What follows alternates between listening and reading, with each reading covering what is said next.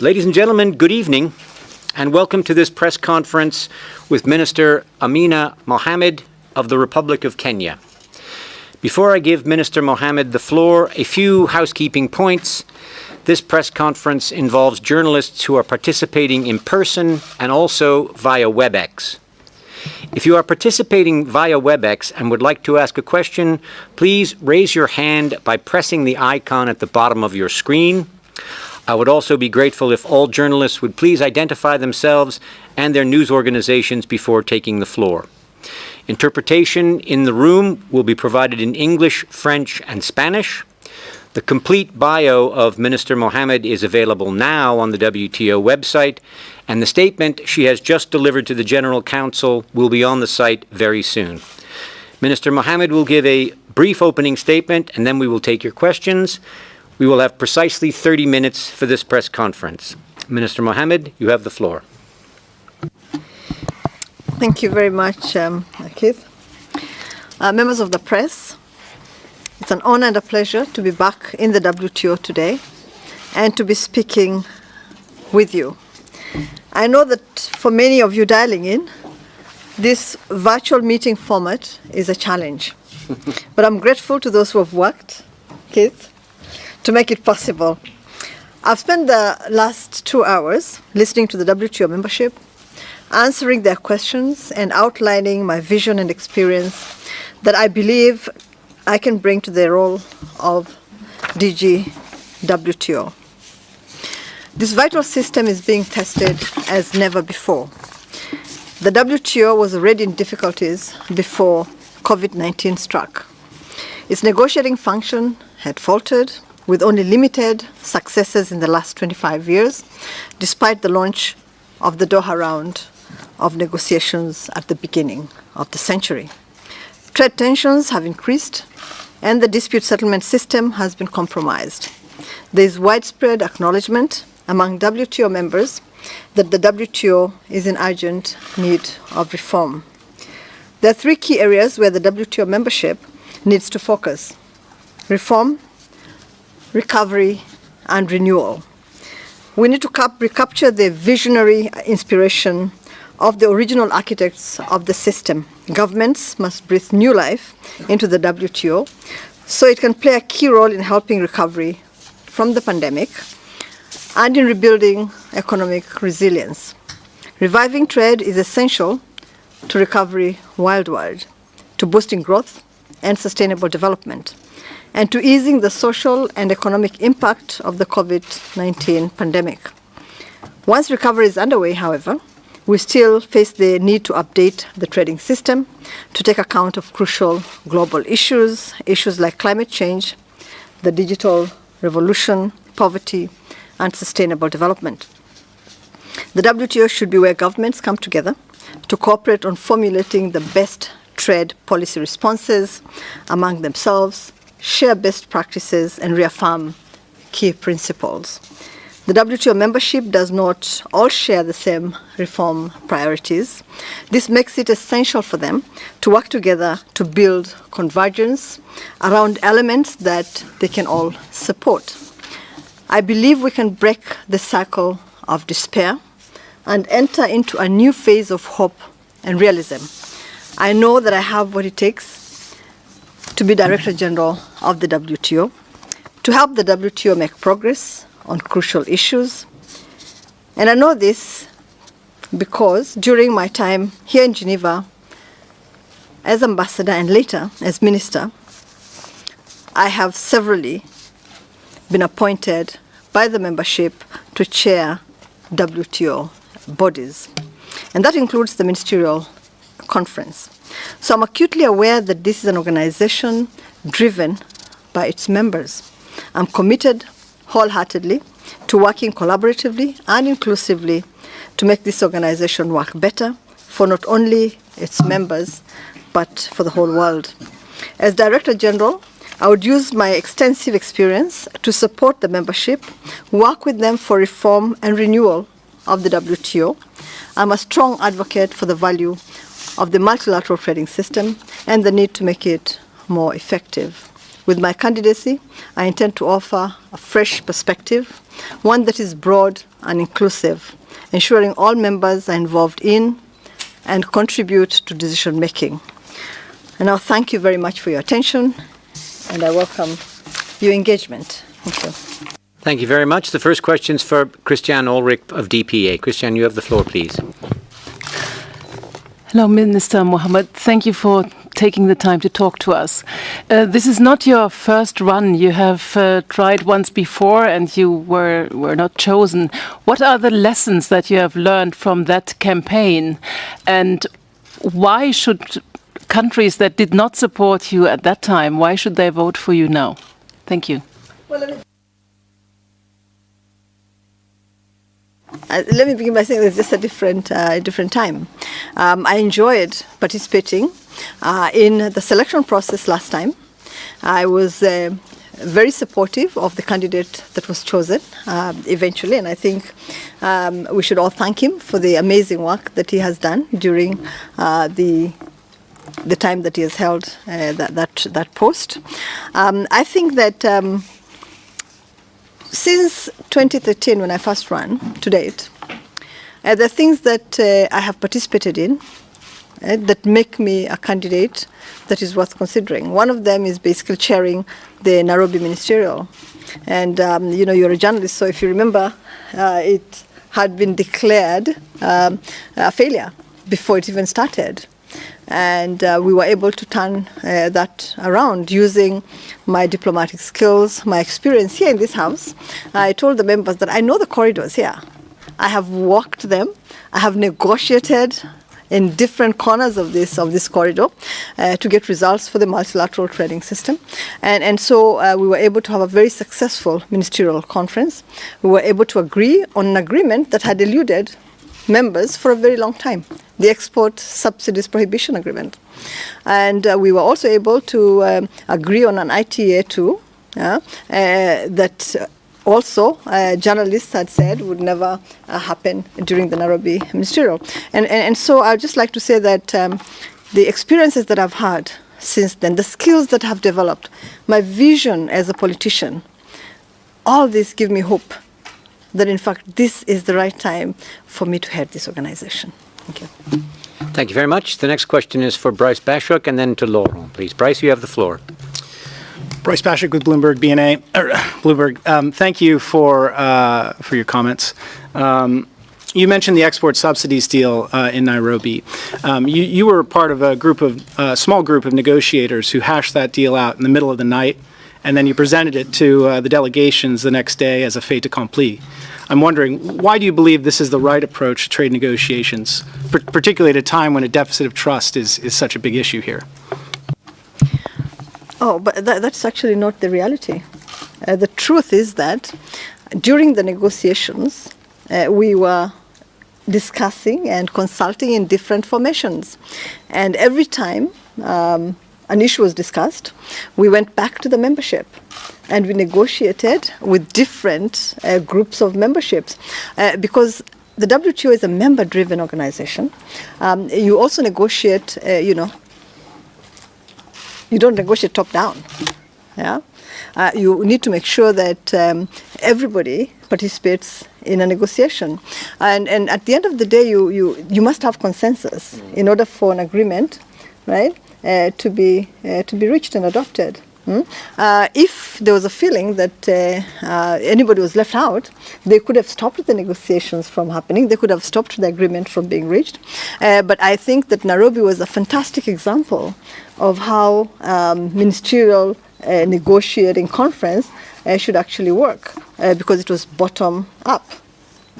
We had different sessions with different members of different groups, meeting them, talking to them about their issues, learning what they really wanted to see in this agreement.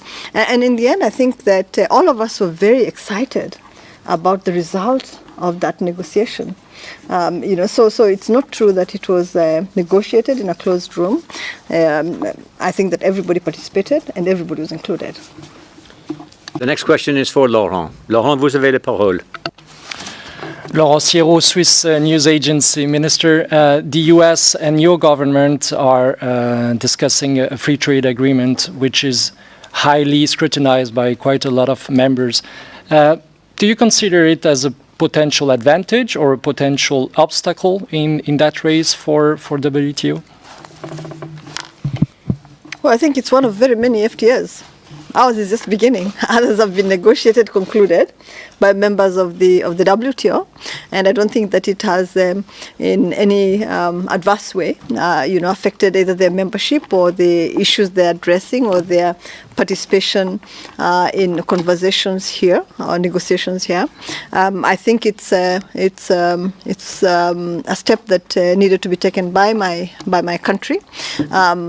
It's a negotiation that is just going to begin. I think it provides a model for how FTAs should be negotiated across the continent, if required. It's also going to be open for others in my region, in my sub-region, to come on board if they so wish. So it's not. I don't think it's a negative thing. I think an FTA between Kenya and the US should be something that is celebrated and welcomed, because, as I said, it will be a framework for any other FTAs that could happen on the continent. Thank you very much. I have a WhatsApp question here from a journalist in Nairobi, from Sharon Atinieno from Science Africa. And Sharon's question is, were you to assume this position, what would you do differently?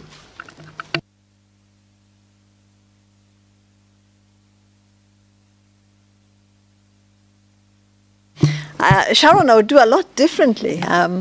My experiences are different. I think that my skills are different. They've been honed over many years of diplomatic life. My vision as a politician, which is a very forward-looking vision, a very supportive vision for the multilateral trading system and for the WTO. I would hit the ground running. I think that's what I'll do differently, because I think it's time for that. The organization is at a crossroads. The multilateral system is facing challenges, and it needs an experienced, negotiator to come in and support the work that needs to be done here. But somebody who actually understands how the system works, that it's a member-driven, that you have to support the members to reach agreement. That yes, as a secretariat, you would definitely give options to members, having listened to them and understood what direction they wanted to take. I would also hopefully focus a little bit on the gender perspective and make sure that the issues, on the empowerment of women in trade, the need to have more women, I think, at the top of the organization. Issues such as that, which are very close to my heart, which I've worked on for many, many years. Those are issues that would drive me. But for me, the need to actually reform the organization. Right? Because I have seen it work really well. I've been here during very exciting times. And I think Keith was also here when we were negotiating all the time, day, night, evening, morning, and getting concrete results for the multilateral trading system. So that's what I would really want to see, to feel, to participate in. It's a wonderful experience to have. Thank you very much. Let's take some Webex questions now. And Minister, you can hear the questions with your earpiece there. Let's go first to Ling Xin from Xinhua News Agency of China. Xin, you have the floor, please. Thank you, Keith. Good afternoon. Madam Minister, Xin from Xinhua News Agency. My question is, we know that WTO is a member-driven organization, but this nature of organization may become the excuse of inaction of the Director General. So if selected as DG, will you be ambitious enough to be more engaged in helping resolve maybe bilateral trade tension among major members, to play a more active role to help de-escalate those trade tensions? If yes, with limited mandate that the DG can have, what tactics or strategies will you plan to use? Thank you. Well, thank you very much. It's true that the DG may not have many powers, but he has convening power. he has engagement powers. He has, I think, the ability to knock doors, be invited in, and have substantive discussions with members. It's also true that the DG encourages members in a certain direction. Directions of ensuring that the negotiating function of this organization is resumed, but also offering his good offices. Right, for when there are issues that need to be resolved among members, encouraging them to resolve these issues within the systems that exist in the WTO and not going outside them. So the powers may be limited, but I think that the influence is amazing, and I think it can be used very positively to move the work of the organization forward, to encourage government to resolve any challenges, any issues that they may have within the system itself, and to see whether, in fact, the reasons for non-engagement is because the rules may be outdated and not in sync with developments in the global economy. So the DG has, I think, the power to bring issues to the attention of members as well, and to request them to engage on those issues. So it's the powers are few, but the influence is great, and if it's used positively, we'll get good results. Thank you very much. Let's go to another question from Webex, this time from Washington, D.C., and Doug Palmer of Politico. Doug, you have the floor, please. Hi, this is Doug Palmer for Politico. Thanks for calling on me, Keith, and thank you, Minister, for doing this press conference. Well, I guess I thought I would ask the question, what is your view on whether it's time for an African or a woman to lead the WTO? And then secondly, the developing country status issue is a real concern for the Trump administration, and I would say the U.S. generally. How would you navigate around that issue to address some of the issues that the United States is raising? Well, thank you. Thank you very much, Doug. First of all, I think we're looking for a Director General who is competent, who understands the issues, who knows the system, and who can be supportive of members' ambitions to negotiate, to participate in the multilateral trading environment. And so I don't know whether it's about much of being female or not, but if a female has that expertise, that experience, the skills that are required, and the leadership qualities that are needed, so much the better. I think then it would be very, very positive to have a woman. I don't think you should have a woman because you feel that a woman should hold this post at this specific time. I think it's important that the woman that is chosen is capable of supporting this system, of leading the secretariat, and doing the work that needs to be done. On the issue of the development and the categorization of countries, I think that's a matter for members to negotiate and agree on.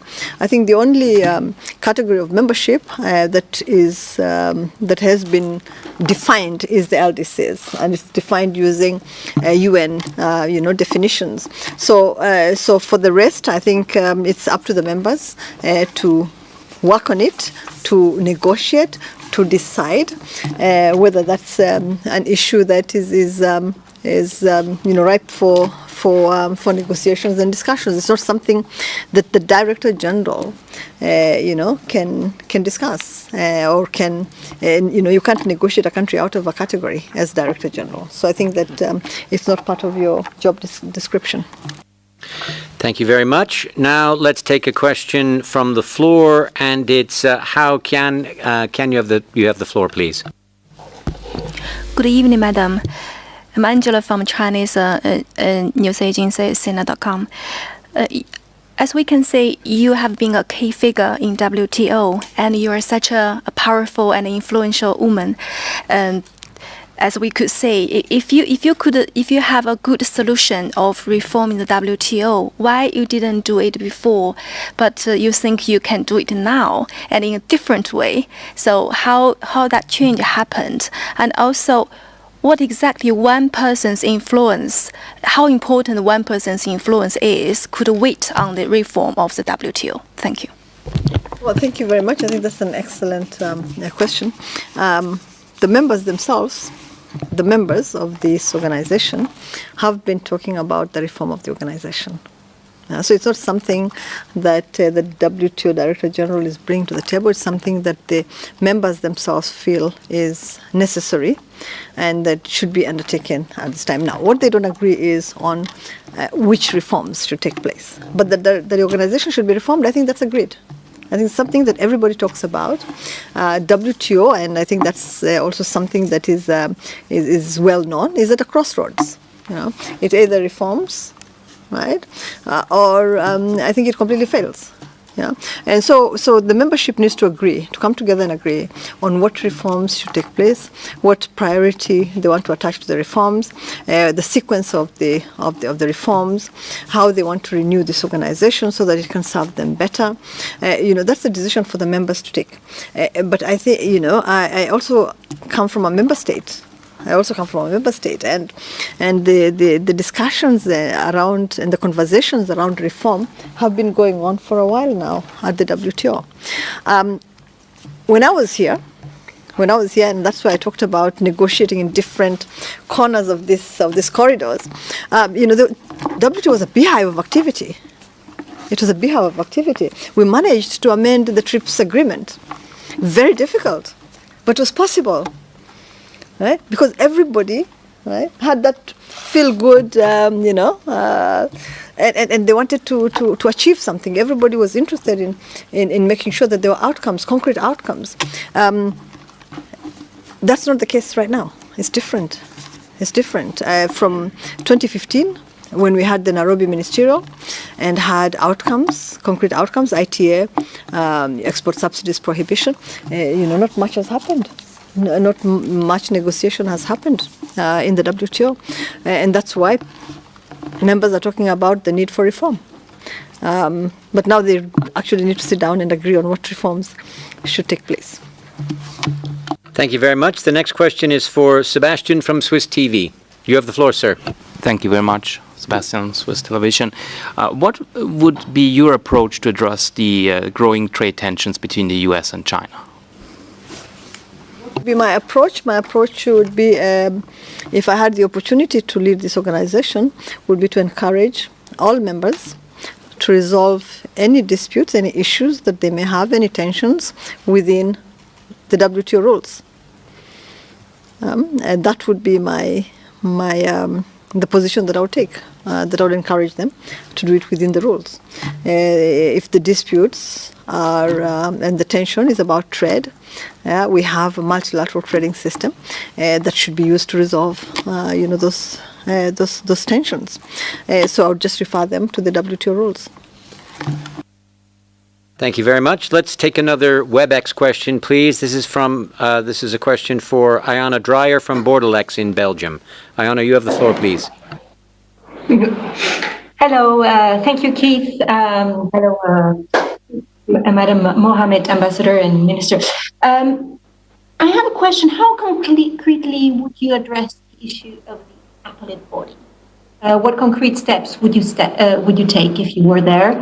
And what role do you see for African countries in this reform of the Appellate Body, in this whole discussion about it? Thank you.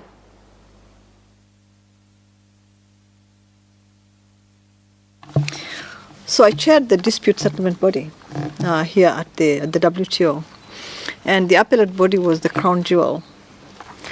I think that the membership, and I would encourage them to do that, should negotiate and get it back in place. I think it's really important that we have an appellate body. There are reasons why it doesn't exist anymore. Those reasons must be addressed. The concerns that governments have expressed on the workings of the Appellate Body should be addressed the membership, so that eventually we can actually have negotiations on reinstating reformed appellate body. What role would the African countries play? I think they would play the same role as every other member of the organization. The only thing that we would obviously require, and that the WTO can offer, is additional capacity building and technical assistance, so that there's greater participation by these countries in the negotiations for a reformed appellate body. Thank you very much. Let's go back to Washington and take a question from Hannah Monacan of Inside U.S. Trade. Hannah, you have the floor, please. Thanks, Keith. Good afternoon, Minister. You talked a lot about reform, and I think everyone agrees that reform is needed. And just to follow up on some of what you've said, how do you think that you can move reform forward? And in particular, do you envision that there should be sort of a large reform agenda or negotiating round, or would you favor more of an incremental approach? And how would the upcoming ministerial conference factor into your thoughts on reform? Well, thank you very much. I think my role as Director General, if selected, would be to just encourage members to engage on the reforms that they have been discussing, to decide on which reforms should be negotiated and carried out, and sequence these reforms if they so wish. I think it's a role for the membership of the WTO, to play. As DG, I would offer good offices, of course. I would have discussions with different members to understand, what the issues were and what they would like to see happen. I would see whether we can actually create convergence, among different countries and groups of countries. I would hope that by the time we get to Kazakhstan for the ministerial, that there would be some clarity as to what kind of reforms are needed and required. Listening to members, over the long term, I think the reforms that they've talked about include, but this is not an exhaustive list, but includes the dispute settlement system and the need to address some of the shortcomings, some of the concerns that governments have. They have talked about notification and the need to make that a little bit tighter maybe for some countries. They've talked about the negotiating function of the WTO to make sure that we actually get results and outcomes for negotiations that I think need to take place. That's why this place exists, to be able to negotiate rules. They've talked about upgrading the rule book, so there's so many issues that have been discussed and that need to be addressed. But that's something that the membership needs to do. As Director General, you encourage, you nudge, you provide, the space to do that. You also create an environment that allows members to be able to sit down and negotiate. Thank you. We have time for one more question. This is a WhatsApp question from Philip Blenkinsop of Reuters in Brussels. And his question to you, Minister, is, do you think it is Africa's turn to lead the WTO? If so, why could Africa not unite around one candidate, and will the fact that it has not hinder the chances of the three names put forward? Well, I think it's the prerogative of the membership to decide, who will be selected. I think Africa takes the WTO very seriously. And that's the reason why the caliber of the candidates that have come forward is so distinct and so high. And I don't think that Africa should be penalized for putting forward, a number of candidates. There are 54 countries on the continent, after all. And we have different, parts of the conference, the continent. So basically, I think that one should not be penalized for putting candidates up to take up, a position that Africans attach a lot of importance to, and that they feel that they need to take very seriously. So I think that it's not a matter of weakness to have 3 candidates. I think it's actually a matter of strength. It shows how interested we are, how seriously we take the WTO, and putting up these candidates. I mean, the 3 of us are all very accomplished in our own right. Yeah, it wasn't a decision to put just any candidates forward. I think they put down heavyweights in Africa. That's a good thing. Africa should be commended for doing that. And, I do hope that of the 3 African candidates that I've talked about, that the membership will actually give serious consideration to having a leader from Africa. I think Africa has a big contribution to make. It is a continent that has a lot of potential. It is a continent that is young and inspirational. And so I'm hoping that the membership will give that a serious consideration. Thank you.